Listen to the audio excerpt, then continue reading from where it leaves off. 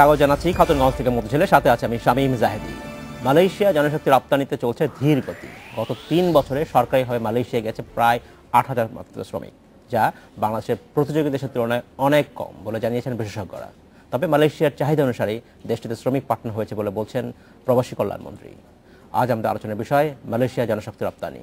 এই নিয়ে আলোচনা করতে আমাদের সাথে স্টুডিওতে রয়েছেন ব্র্যাকের অভিবাসন বিভাগের প্রধান হাসান ইমাম এবং refugees and migratory movement research unit বা রামরুর গবেষক আফসারউদ্দিন আনাস। তবে মূল আলোচনা যাবার আগে দেখে নেব একটি প্রতিবেদন। দেশের অন্যতম বড় শ্রমবাজার মালয়েশিয়া। নানা অনিয়মের অভিযোগে ৩ বছর দেশটিতে কর্মী নেওয়া বন্ধ থাকার পর ২০১২ সালে কম খরচে সরকারিভাবে শ্রমিক পাঠানোর চুক্তি হয়। বিভিন্ন খাতে বছরে ১ লাখ কর্মী পাঠানো হবে বলে জানায় প্রবাসী কল্যাণ মন্ত্রণালয়। প্রায় ১৪ লাখ কর্মী মালয়েশিয়া যেতে নিবন্ধন করে। তবে গত ৩ বছরে মালয়েশিয়া গেছে মাত্র ৮,০০০। ডিমান্ডটা তো সরকার প্রসেস করে পাঠাবে। আমরা যদি সরকারের ডিমান্ড ২০,০০০ থাকতো, আমরা ৮,০০০ পাঠাতাম। তলে বলতে পারলেন যে আমরা দ্বিতীয় পদ্ধতিতে পাঠাইতে পারিনি। মালয়েশিয়ান সরকারের কাছে ৮,০০০ ডিমান্ড আসছে, আমাদের কাছে পাঠাইছি, আমরা সাথে সাথে পাঠাই দিছি। বিশেষজ্ঞরা বলছেন বিভিন্ন দেশ থেকে গত বছর ৩ লাখেরও বেশি শ্রমিক নিয়েছে মালয়েশিয়া। তবে অবৈধ অভিবাসন সহ নানা কারণে বাংলাদেশ থেকে শ্রমিক কম যাচ্ছে দেশটিতে। ইরেগুলার পথে ওরা বাংলাদেশিদেরকে পাচ্ছে বলেই ওরা বৈধ পথটা নিয়ে আর খুব বেশি উৎসাহিত না। কারণ মালয়েশিয়ার যে শ্রমবাজার আপনার, এটাতে বেসিক্যালি যে ধরনের ম্যান পাওয়ারটা দরকার হয়, ওদেরকে ইরেগুলার পথে পাওয়া মানুষগুলো সবচেয়ে বেশি তাদের জন্য মানে আপনার কার্যকর। আপনার রেগুলার পথে ৩ লক্ষের বেশি শ্রমিক শুধুমাত্র ২০১৪ সালে গেছে এবং আমাদেরই প্রতিবেশী রাষ্ট্র নেপাল, তারা গত বছর প্রায় ১.৫ লক্ষ মানুষকে মালয়েশিয়াতে অভিবাসী হিসেবে পাঠিয়েছে। জনশক্তি রপ্তানি বাড়াতে শিগগিরই মালয়েশিয়ার সাথে সরকারের আলোচনায় বসা উচিত বলে মনে করেন বিশেষজ্ঞরা। ওমনাহার আজমি, ইন্ডিপেন্ডেন্ট নিউজ, ঢাকা। দেখলাম প্রতিবেদনটি আমরা। জনাব হাসান ইমাম এবং জনাব আনসারউদ্দিন আনাস, আপনাদের কাছে স্বাগত জানাচ্ছি অনুষ্ঠানে। কেমন আছেন আপনারা? ভালো আছি, থ্যাংক ইউ। জনাব ইমাম, আপনাকে দিয়ে আপনার আলোচনা শুরু করতে চাই। প্রতিবেদন দেখলাম যেখানে বলা হচ্ছে যে মালয়েশিয়া জনশক্তি রপ্তানি ধীর গতিতে চলছে। আমাদের জনশক্তি রপ্তানি মন্ত্রী বললেন যে যেহেতু ডিমান্ড যেটা এসছে সেই অনুযায়ী পাঠানো হয়েছে, এর বেশি ডিমান্ড আসেনি। কিন্তু আমরা দেখেছি প্রতিবেদনে যে আমাদের যারা প্রতিযোগী দেশ যারা আছে তারা কিন্তু আমাদের এখান থেকে বেশি লোক পাঠিয়েছেন, মানে নেপাল থেকে বেশি লোক, প্রায় ১.৫ লক্ষ লোক গেছে এই সময়ের মধ্যে। তাহলে কি বাংলাদেশের শ্রমিকদের চাহিদা কমে যাচ্ছে? চাহিদা কোথায় কমে যাচ্ছে, এটা হচ্ছে প্রথম প্রশ্ন। একটা হচ্ছে যে মালয়েশিয়াতে তো শ্রমিকের চাহিদা আছে, সেটা তো দেখা যাচ্ছে যখন নেপাল থেকে প্রচুর লোক যাচ্ছে। মানে বাংলাদেশি শ্রমিকদের চাহিদা কমলো কেন? বাংলাদেশি শ্রমিকদের চাহিদা কতটুকু কমেছে আমি জানি না, এটা মাননীয় মন্ত্রী আসলে ভালো বলতে পারবেন কেন কমে। উনি সেটা বলছেন না, অবশ্য উনি সেটা বলছেন না। সো এখানে যেটা হয়েছে সেটা হচ্ছে যে মূলত আমরা কিন্তু G2G যে প্রক্রিয়াতে এটা করার প্রক্রিয়াটা শুরু হয়েছিল, সেটাই গিয়ে আসলে কোথায় সমস্যাটা হচ্ছে সেটা আমাদের জন্য দেখা জরুরি দরকার। তো আমার মনে হয় আমরা কিন্তু চাহিদা আসলে অন্যদিকে তৈরি করে ফেলেছি অলরেডি। আমরা যেখানে যে মালয়েশিয়া যাওয়ার জন্য যখন রেজিস্ট্রেশন করার জন্য আহ্বান করলাম ২০১৩ সালে, এবং এই সময়ের মধ্যে কিন্তু দেখা গেছে যে প্রচুর মানুষ রেজিস্ট্রেশন করে ফেলেছে। তার মানে কি? তার মানে আমার দেশে কিন্তু চাহিদা তৈরি হয়ে গিয়েছে একটা দিক। আরেকটা হচ্ছে মালয়েশিয়াতে তো শ্রমিকের অবশ্যই চাহিদা আছে। পার্টিকুলারলি বাংলাদেশ থেকে শ্রমিক নেবে না এরকম কোনো কথা তো মালয়েশিয়া থেকে কখনো আমরা এর মধ্যে শুনতে পাইনি। সুতরাং আমরা কি বলবো কিনা যে চাহিদা আসলে কমে গিয়েছে? আচ্ছা, সমস্যাটা আসলে কোথায় জনাব আনাস, আপনার কি মনে হয়? দেখুন, ব্যাপারটা হচ্ছে আমরা আপনার এটা গত ২ বছর ধরে লক্ষ্য করছি অ্যাকচুয়ালি যে আপনার যে ছোট্ট একটা ফিগারটা বললেন আপনি যে ৭,০০০ প্লাস, রাইট। এখন যেটা ব্যাপার সেটা হচ্ছে আসলে মালয়েশিয়াতে শ্রমিকের চাহিদা কমে গেছে না বৈধ পথে শ্রমিকের চাহিদা কমে গেছে, এটা একটা প্রশ্নের দাবি রাখে। ব্যাপারটা হচ্ছে এরকম যে আমরা বৈধ পথে পাঠাচ্ছি ৭,০০০, but at the same time গত ২ বছর ধরে কিন্তু অবৈধ পথে যে অভিবাসনটা আমাদের মালয়েশিয়াগামী আপনার, এটা কিন্তু আমাদের তুলনামূলকভাবে বেড়েছে। আপনি যদি ফিগারটা দেখেন যে ২০১৪ সালে আপনার গেল হচ্ছে ৬১,০০০, ২০১৩ সালে গেল ৬১,০০০, ২০১৪ ও জায়গায় ৬৭,০০০ মানুষ গেল মালয়েশিয়াতে। এটা হচ্ছে শুধু UNHCR এরই ফিগার, মানে এর বাইরে হয়তো আরো অনেক বেশি মানুষই যেতে পারে। এবং আমরা খুব কমই স্ট্যাটিস্টিক্স দেখি অ্যাকচুয়ালি ওখান থেকে আমাদের যে অবৈধ অভিবাসী বলবো বা আপনার যারা নৌপথে যারা মালয়েশিয়াতে গেছে তাদেরকে আমরা পুশ ব্যাক করতে। দ্যাট মিনস এই মানুষগুলো যারা যাচ্ছে, যারা সমুদ্রে মারা যাচ্ছে না, পেয়েছে বা তাদেরকে গ্রহণ করা হচ্ছে তা তো নয় আসলে। কিছু মানুষকে আমরা দেখছি যারা এখনো সমুদ্রে আছে, ভাসমান অবস্থায় আছে, অথবা দেখছি আমরা আপনার যে বিভিন্ন কনসেন্ট্রেশন ক্যাম্পে, কিন্তু একটা বড় সংখ্যক অভিবাসী অ্যাকচুয়ালি আপনার মালয়েশিয়াতে পৌঁছে গেছে এবং তারা মালয়েশিয়ার যে আপনার যে ডিমান্ডিং যে সেক্টরগুলো আপনার ওই সেক্টরগুলোতে কাজ করছে। এই জাতীয় কোনো তথ্য আপনাদের কাছে এই আছে? জাতীয় তথ্য অবশ্যই আমাদের কাছে আছে, যেটা আমরা আপনার বলতে চাই যে পার্টিকুলার যে সেক্টরগুলো আমরা দেখি আপনার মালয়েশিয়াতে যে থ্রাইভিং সেক্টর যেগুলো আপনার প্লান্টেশন, ফিশিং ইন্ডাস্ট্রিজ, এরপরে যে এই যে রাবার বাগানের কাজগুলো যেগুলো অ্যাকচুয়ালি আপনার খুবই টাফ জব, নাম্বার 1। নাম্বার 2 আপনার এখানে স্কিলড ওয়ার্কাররা কাজ করতে চায় না। নাম্বার 3 আমার গভর্নমেন্টও হয়তো বা চায় না অনেক ক্ষেত্রে যে এরকম একটা রিস্কি জায়গাতে, স্পেশালি যে ডিমান্ডটা সবচেয়ে বেশি থাকে সারাওয়াক প্রভিন্সে মালয়েশিয়ার, যেটা একদম মূল ভূখণ্ড থেকে, এবং যেটা মূলত কৃষিকাজ, যেটা কাজ মূলত সেটা কৃষিকাজ এবং খুবই দুর্গম জায়গা, যেখানে কোনো রকমের হিউম্যান রাইটস অর্গানাইজেশন, কোনো রকমের লেবার রাইটস অর্গানাইজেশনের কোনো রূপ সার্ভেলেন্স নাই। তো ওখানে যে এই মানুষগুলো কিভাবে আছে এটা অ্যাকচুয়াল ফিগারটা যেরকম বের করা difficult, at the same time ওরা ওখানে কি অবস্থায় আছে এবং তাদেরকে কিভাবে ট্রিট করা হচ্ছে এটাও একটা প্রশ্নের। যারা হাসান ম্যাম আপনাকে জানতে চাচ্ছি, এই যে 2 বছরে মাত্র 8,000 মতো লোক গেল, এটা কারণটা কি বলে মনে হয়? এটার প্রথমত হচ্ছে যে যেহেতু গভর্নমেন্ট টু গভর্নমেন্ট চুক্তি হয়েছিল, রাইট, সুতরাং এটা তো নিঃসন্দেহে গভর্নমেন্টেরই দায়িত্ব ছিল লোক পাঠানো হবে। এবং এখানে যেহেতু G2G হয়েছে এবং সেখানে গভর্নমেন্ট ডিসিশন নিয়েছে যে কোনো রিক্রুটিং এজেন্সির মাধ্যমে লোক পাঠানো হবে না। তো আমার একটা বিষয় যেটা মনে হয় সেটা হচ্ছে যে এটা খুব পজিটিভ একটা ডিসিশন ছিল গভর্নমেন্টের এক অর্থে। সেটা হচ্ছে যদি গভর্নমেন্টের মাধ্যমে পাঠানো হয় তাহলে মানুষজন এমনিতে যখন যেত তখন দালাল বা মিডলম্যান বলতে আমরা যাদেরকে বুঝি তাদেরকে প্রচুর টাকা পয়সা দিয়ে তারা কিন্তু সর্বশান্ত হয়েছে। এরকম অজস্র ঘটনা সারা বাংলাদেশ জুড়ে আছে, সেটা শুধু মালয়েশিয়া না, যে কোনো দেশের ব্যাপারে। G2G প্রক্রিয়াতে কিন্তু খুব কম টাকায় লোক পাঠানোর একটা উদ্যোগ গভর্নমেন্ট নিয়েছিল এবং যেখানে আপনি জানেন প্রায় খুব বেশি হলে 32,000 টাকার মতো খরচ হবে। হ্যাঁ, অনেকেই বলেন যেটা হচ্ছে গভর্নমেন্টের জন্য লার্জ স্কেলে ম্যান পাওয়ার পাঠানোর মতো সেই ক্যাপাবিলিটি নেই, ক্ষমতা নেই। আমি ও জায়গায় আসছি সেটা এই প্রক্রিয়ায় যেটা হচ্ছে যে গভর্নমেন্ট আসলে পাঠানোর দায়িত্ব নিয়েছে, রিক্রুটিং এজেন্সি নিচ্ছে না, এবং সেখানে কিন্তু গভর্নমেন্টেরই পুরো দায়িত্ব আসলে লোক পাঠানোর। এখন গভর্নমেন্টের সেটআপটা আমাদের কি ছিল? গভর্নমেন্টের সেটআপটা কিন্তু ছিল বেসিক্যালি মাইগ্রেশন ম্যানেজমেন্টের জায়গায় কাজ করা এবং রিক্রুটিং এজেন্সিগুলোকে মনিটর করার কাজ করা। কিন্তু রিক্রুটমেন্ট প্রসেসের জন্য যে সেটআপটা দরকার সেই সেটআপ গভর্নমেন্ট একটা করেছে। আমরা দেখছি বিএমইডিতে আমরা যখন যাচ্ছি তখন একটা স্বল্প পরিসরে একটা সেটআপ দেখছি, হয়তো খুবই আধুনিক আমরা বলবো, কিন্তু এটা ডেফিনেটলি এখানে আমি বলবো যে অনেক ম্যান পাওয়ারের ইনভলভমেন্ট এবং আরো প্রফেশনাল অ্যাপ্রোচের দরকার আছে, যেটা হলে হয়তো এত ধীর গতি হতো না, এবং সেই জায়গাটায় গভর্নমেন্টকে আরো অনেক কাজ করতে হবে। ধন্যবাদ। জনাব আনাস, যে সময় মালয়েশিয়া মানুষ পাঠাবার জন্য নিবন্ধন শুরু হলো, অনলাইন রেজিস্ট্রেশন শুরু হলো, তখন শুধুমাত্র গুরুত্ব দেওয়া হয়েছিল যারা কৃষি শ্রমিক হিসেবে কাজ করতে চায় তাদের কথা বলা হয়েছিল, এবং যে রেজিস্ট্রেশন করা হয়েছিল তার বাইরে থেকে লোক নেওয়া হয়নি। কিন্তু যখন মালয়েশিয়া কৃষি শ্রমিকের বাইরেও যখন অন্য লোক চাইবে তখন কি এই ডাটাটা আবার নতুন করে করতে হবে, বা যে ডাটা করা হয়েছিল সেই ডাটাটা আসলে কতদিন পর্যন্ত এটাকে ভ্যালিড থাকতে পারে? 5 বছর আগের একটা তথ্য আর এখনকার তথ্য পার্থক্য থাকবে একটা মানুষের জীবনে? অবশ্যই পার্থক্য থাকবে।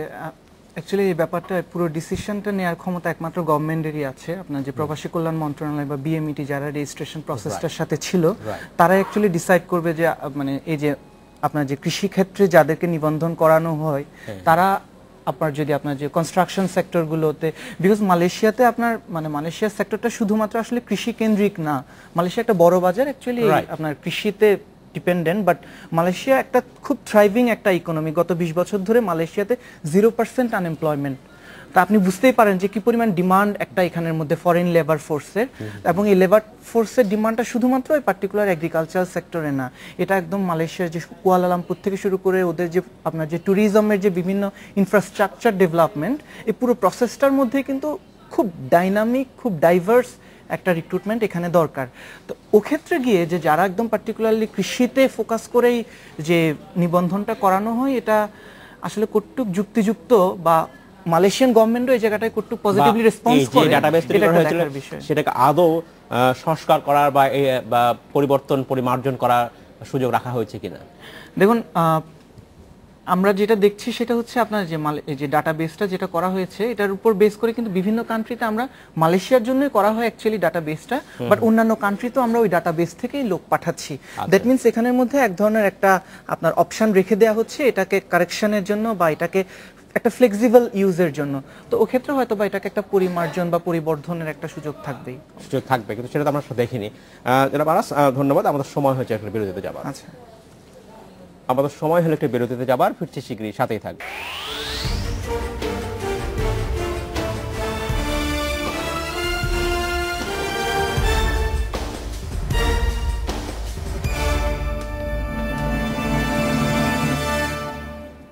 স্বাগত একবার খাতুনগঞ্জ থেকে মতিঝিল। আজ আমরা আলোচনা করছি মালয়েশিয়ায় জনশক্তি রপ্তানি নিয়ে। এই নিয়ে আলোচনা করতে আমাদের সাথে স্টুডিওতে রয়েছেন ব্র্যাকের অভিবাসন বিভাগের প্রধান হাসান ইমাম এবং রামরুর গবেষক আফসারউদ্দিন আন্নাস। জনাব আনাস এবং জনাব ইমাম, আপনাদেরকে স্বাগত জানাচ্ছি অনুষ্ঠানে আরেকবার। জনাব ইমাম, আপনাকে জানতে চাচ্ছি যে আমরা বলছিলাম যে G2Gর অধীনে মালয়েশিয়ায় যে লোক পাঠানো এতটা পিছিয়ে পড়েছে আমরা যদি বলি আমাদের দোষও দেই যে আমাদের গভর্নমেন্ট হয়তো এক্ষেত্রে ইনএফিশিয়েন্ট হয়েছে বা তারা সঠিক ভূমিকা রাখতে পারেননি, আমরা যদি ধরেও নিই তর্কের খাতিরে, তাহলে কি এই কথাটা আসতে পারে কিনা যে মালয়েশিয়ান আমাদের গভর্নমেন্টের যে কাউন্টারপার্ট মালয়েশিয়ান গভর্নমেন্ট তারা যে ডিমান্ড নোট কম পাঠাচ্ছে বা তারা কেন তাদের ব্যর্থতার বিষয়টা কি এখানে চোখে পড়ে কিনা, নাকি তারাই লোক নিচ্ছে চাচ্ছে না আমাদের কাছ থেকে? প্রথমত যে আসলে কোথায় কোথায় সমস্যা এটা আমাদের খুব জানা নেই, এটা তো অবশ্যই গভর্নমেন্টই সবচেয়ে ভালো বলতে পারবে। তবে এটা তো আপনি যেটা বলেছেন সেটা তো খুব যুক্তিসঙ্গত যে যদি এখানে দুটো পার্টি ছিল, একটা হচ্ছে আমার গভর্নমেন্ট আর একটা হচ্ছে মালয়েশিয়ার গভর্নমেন্ট। তো আপনি আমার গভর্নমেন্ট কি করেছে সেই জিনিস নিয়ে আমরা গভর্নমেন্টের সাথে বিভিন্ন সময় কথা বলেছি এবং আমরা জিজ্ঞেস করেছি কেন পাঠানো যাচ্ছে না লোকজন। তো এটা তো নিশ্চয়ই একটা এন্ড থেকে ছিল না প্রবলেম। বললেন যে তারা আমাদের চাহিদা পাঠাচ্ছে কম, যেটুকু আমরা ততটুকু পাঠাচ্ছি, এর বেশি তারা কি করতে পারেন? এখন যদি এই কথাটা সত্য হয়ে থাকে যে তারা চাহিদা কম পাঠাচ্ছেন, তাহলে চাহিদাটা তো তারা প্রথমেই ক্রিয়েট করেছেন এবং ক্রিয়েট করেছেন যে বাংলাদেশ থেকে শ্রমিক নেওয়া হবে এবং নিশ্চয়ই সেখানে একটা আন্ডারস্ট্যান্ডিং ছিল যে এই ধরনের এই সংখ্যক শ্রমিক আমরা নিতে পারি। হয়তোবা সংখ্যাটা খুব স্পষ্ট করে কখনো বলা হয়নি, কিন্তু একটা আন্ডারস্ট্যান্ডিং ছিল। কিন্তু সেই সংখ্যাটা নিশ্চয়ই এরকম হতে পারে না যে আমরা 1 বছর 2 বছরে 8,000 পাঠাবো, 2 বছরে 8,000 পাঠাবো, এটা হতে পারে না। তাহলে গভর্নমেন্টের দায়িত্ব এখন যে খতিয়ে দেখা আসলে কি হচ্ছে। আমার তো মনে হয় অবশ্যই গভর্নমেন্টের দেখা দরকার এবং এটা যেহেতু অন্যান্য সমস্যাও বাড়ছে এবং যখন অন্য সমস্যাও বাড়ছে তখন কিন্তু এই প্রসঙ্গটা চলে আসছে এবং আমরা জানি যে গভর্নমেন্টের সাথে আমাদের বিভিন্ন সময় কথা হয় এবং ওনারা বলেন যে আমরা সব সময় চেষ্টা করছি। তো এখানে আরো কিছু বিষয় থাকতে পারে, অন্য কোনো টেকনিক্যাল প্রবলেমও ছিল কিনা, বিশেষ করে সফটওয়্যারগুলো মেনটেন করতে হয়, ডেটা এন্ট্রি হয়, ওদিক থেকে ডিমান্ড আসছে এবং সঠিকভাবে ওদিকে ডিমান্ডের সাথে আবার আমাদের ম্যাচিং হতে হয়, ইত্যাদি বিভিন্ন ধরনের বিষয় আছে যেটা যারা এগুলো মেনটেন করছে তারা ভালো বলতে ধন্যবাদ। আমাদের একজন দর্শক মেহেদি, উনি জানতে চাচ্ছেন যে বর্তমানে অবৈধ ভাবে যেভাবে প্রবাসীরা বিদেশে যাচ্ছেন এটার পেছনে আসলে এই বৈধ পথে মানুষ পাঠানো ব্যর্থতার কারণ কিনা। মানাস, আপনার কি মনে হয়? দেখুন, নাম্বার 1 হচ্ছে যে আপনার অবৈধ পথের যে মাইগ্রেশনটা আমাদের এটা পার্টিকুলার ফোকাসড অন মালয়েশিয়া। তো এটা যদি আমরা দেখি যে মালয়েশিয়াতে বৈধ পথে আমাদের পাঠানোর যে আপনার যে চিত্রটা যে গত 2 বছরে মাত্র 8,000, ও ক্ষেত্রে যদি আমরা চিন্তা করি ওভাবে তাহলে দেখা যায় হয়তো বা এটার একটা স্পিল ওভার ইফেক্ট আমরা দেখি যে বৈধ পথটা একটু সংকুচিত আপনার, যেটা অবৈধ পথটাকে আমাদের উৎসাহিত করছে যেহেতু ওখানে ডিমান্ডটা আছে আপনার, বাট প্রবলেমটা হচ্ছে প্রসেসটা যে আমি কোন প্রসেসে যাব। তো এটা যদি মানে ওনার কথা যেটা সেটা হচ্ছে অ্যাকচুয়ালি এটা সত্য যে বৈধ পথটা কিছু ক্ষেত্রে অবশ্যই সংকুচিত হয়েছে এবং এই কারণে হয়তো অবৈধ যারা তারা উৎসাহিত বোধ করছেন। ধন্যবাদ। জনাব ইমাম, আপনার কাছে একটা জিনিস জানতে হচ্ছে, আপনি বলছিলেন যে কিছু মালয়েশিয়ার লোকের পাঠানোর ক্ষেত্রে কিছু টেকনিক্যাল প্রবলেম থাকতে পারে। যেমন আমি কিছু অভিজ্ঞতা যেটা আমার হয়েছে, যেটা আমাদের দেশে যখন এখানে ডেটা এন্ট্রি করেছেন তখন তার নামের একটা বানান স্পেলিং লিখেছেন, আবার যে ভদ্রলোক যাবেন তখন পাসপোর্ট তৈরি করেছেন তখন তার নামের বানানটা হচ্ছে আলাদা। এর কারণে অনেকটা পিছিয়ে গেছে। তাহলে এই পুরো প্রসেস এবং আমি যদি বলি যে এই যে নিবন্ধন প্রক্রিয়া সেটাও কি আসলে আবার ভেবে দেখা উচিত কিনা, আধুনিক করা যায় কিনা, বা এটাও বা কেন গভর্নমেন্ট করবে, এটাও কি আমরা কোনো থার্ড পার্টিকে ছেড়ে দিতে পারি কিনা। এবং একজন সিভি পোস্ট করা অনলাইনে একজন মানুষ তার সিভি পোস্ট করবেন, তিনি মাঝে মাঝে এডিট করবেন, কারণ আমি এখন আমার যে যোগ্যতা আছে সেটা 3 বছর পরে সেই যোগ্যতা চেঞ্জ হয়ে যাবে, আমার কিছু বাড়তি অভিজ্ঞতা বাড়তে পারে। এই সুবিধাগুলো ফ্লেক্সিবল করা যায় কিনা? অবশ্যই ফ্লেক্সিবল তো করতে হবে, কিন্তু তার সাথে যেটা দরকার সেটা হচ্ছে যে অ্যাওয়ারনেসটা কিন্তু দরকার। হ্যাঁ, যেমন দেখুন আমি অন্য একটা এক্সাম্পল দিয়ে যদি বলি যে যে যখন আমার দেশ থেকে লোকজন যাচ্ছে এখন পর্যন্ত তারা কিন্তু ওই পাশের গ্রামের বা তার নিজের গ্রামের মিডলম্যান বা দালালের উপরেই নির্ভর করে এবং এই নির্ভরশীলতা পাসপোর্ট তৈরি থেকে শুরু করে সবকিছুতে।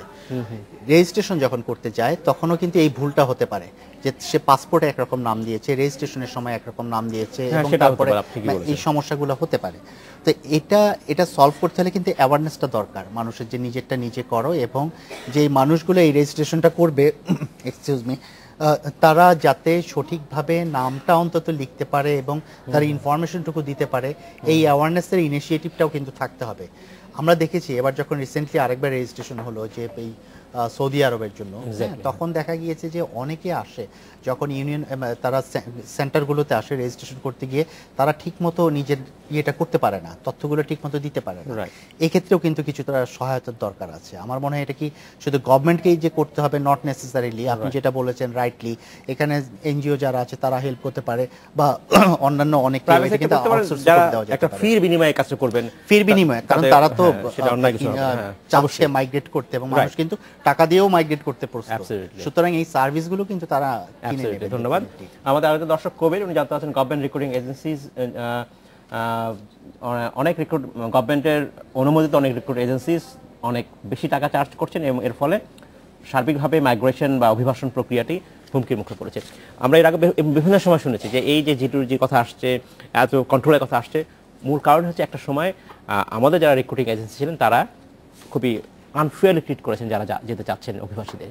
সেই জায়গাটা কি যথেষ্ট জোর দেওয়া হচ্ছে কিনা? আসলে দেখুন, সেই জায়গাটাতে যথেষ্ট জোর দেওয়া হচ্ছে কিনা, ব্যাপারটা হচ্ছে এখন এরকম যে ওই জায়গাটাকে পুরোপুরি আমরা আপনার ইগনোর করে আমরা আমাদের রেসপন্সিবিলিটি নিয়ে নিয়েছি, মানে গভর্নমেন্ট, যে আমি লোকগুলোকে পাঠাবো, ঠিক আছে, রিক্রুটিং এজেন্সিকে কোনো রকমের সার্ভেইলেন্স বা তাদের না সেটা না, যেমন সৌদি আরবের লোক পাঠানোর কথা তখন কিন্তু বলা হচ্ছে যে না রিক্রুটিং এজেন্সির মাধ্যমেই যাবে, এখন কিন্তু গভর্নমেন্ট বলছেন না তারাই পাঠাবেন। সেটা একটু পরিবর্তন এসেছে এখানে আর কি। যে ব্যাপারটা আপনার সেটা হচ্ছে একদম পরিষ্কারভাবে গভর্নমেন্টের রেসপন্সিবিলিটি হচ্ছে আপনার মনিটরিং আপনার এবং সার্ভেইলেন্সটা, ব্যবসা করার দায়িত্ব না স্যার, ব্যবসাটা যেটা আপনার ইমপ্লিমেন্টেশনের কাজটা এটা পুরোপুরি রিক্রুটিং এজেন্সিকে দেয়া দরকার। এবং এই যে আপনি যে অ্যামাউন্টের কথা বললেন, যে গভর্নমেন্ট নিশ্চয়ই একটা পার্টিকুলার কান্ট্রিতে আমরা জানি কি ধরনের কস্ট হতে পারে, তো গভর্নমেন্ট একটা আপনার ব্যারিয়ার দিয়ে দিল যে রিক্রুটিং এজেন্সি হাইয়েস্ট ম্যাক্সিমাম একটু টাকা চার্জ করতে পারে। প্রতিটি অর্থ বিনিময়ের জন্য একটা রসিদ থাকতে হবে বা একটা প্রমাণ থাকতে হবে। হ্যাঁ, দেখুন আপনি যেটা মালয়েশিয়াতে, স্পেশালি মালয়েশিয়াতে যে নেপালের যে মাইগ্রেশনটা, এটা বেসিক্যালি রিক্রুটিং এজেন্সি থ্রুতেই হচ্ছে। এত ছোট একটা রাষ্ট্র, তারপর 600-র বেশি রিক্রুটিং এজেন্সি ওখানে আপনার সার্ভ করছে। দ্যাট মিনস আপনার রিক্রুটিং এজেন্সিটা ওখানে প্রপারলি সার্ভ করছে বিধায় এই মানুষগুলো যেতে পারছে। জনাব ইমাম, আপনার কি মনে হয় তাহলে এই আমাদের দেশে রিক্রুটিং এজেন্সিকে মনিটর করবার মতো ক্ষমতা সরকার নাই, যেটা সরকারের মূল দায়িত্ব একজন রেগুলেটর হিসেবে, মিনিস্ট্রি যদি বলি, তারা কি সেটা পালন করতে পারছে না? সরকারের রিক্রুটিং এজেন্সিকে মনিটরিং করার ক্ষমতা নেই এটা তো কোনোভাবেই বলা যাবে না, কারণ সরকারই এই কাজটা করছেন। হ্যাঁ, এবং আপনি আমি বলছি যেসব প্রাইভেট রিক্রুটিং এজেন্সির মাধ্যমে যাচ্ছে মানুষ প্রতারিত হয়েছে একটা সময় অসম্ভব প্রতারিত হচ্ছে, একটা সময় হয়েছে, এখনো হচ্ছে। তাহলে তাদেরকে মানে নিয়ন্ত্রণ করতে কেন পারছে না? সমস্যা কোথায়? এই চিত্রটা তো আমার সবগুলো সেক্টরেই কম বেশি আছে, সবগুলো সেক্টরেই কিন্তু সাকসেস আছে এবং কিছু ফেইলিয়ারের চিত্র আছে। গভর্নমেন্ট এখানেও কিন্তু মনিটরিং করছে এবং কিছু কিছু ঘটনা এর মধ্য দিয়ে হয়ে যাচ্ছে। সাকসেসফুলিও লোকজন মাইগ্রেট করছে, না হলে প্রতি বছর আমাদের এত $1 মিলিয়ন রেমিটেন্স কিন্তু আসতো না, এবং মানুষজন থেকেও যাচ্ছে। এবং রিক্রুটিং এজেন্সিগুলোও কিন্তু ঢালাওভাবে যদি আমরা দোষ দেই তাহলে কিন্তু কোনোদিন সমাধান আসবে না। 40 থেকে 50% মাইগ্রেশন এখন পর্যন্ত কিন্তু রিক্রুটিং এজেন্সির মাধ্যমেই হচ্ছে। আমরা কথা হচ্ছে এই ম্যানেজমেন্টটাকে আরো অনেক স্ট্রং করতে হবে এবং সেটা গভর্নমেন্টের দায়িত্ব, গভর্নমেন্টই করতে পারবে আমি মনে করি। গভর্নমেন্ট যদি আরো অনেক আন্তরিক হন তাহলে ডেফিনেটলি কিভাবে সেটা করা, কি উপায়টা? এখানে একটা বিষয় আমি বলবো যে আমরা যখন বিভিন্ন ফোরামে কথা হয়, বিভিন্নভাবে কথা হয়, তখন কিন্তু অন্তত কিছুদিন আগে পর্যন্ত যে জিনিসটা খুব সমস্যা ছিল যে কয়েকটা পক্ষ মনে হতো, গভর্নমেন্ট একটা পক্ষ, সিভিল সোসাইটি একটা পক্ষ, রিক্রুটিং এজেন্সি একটা পক্ষ।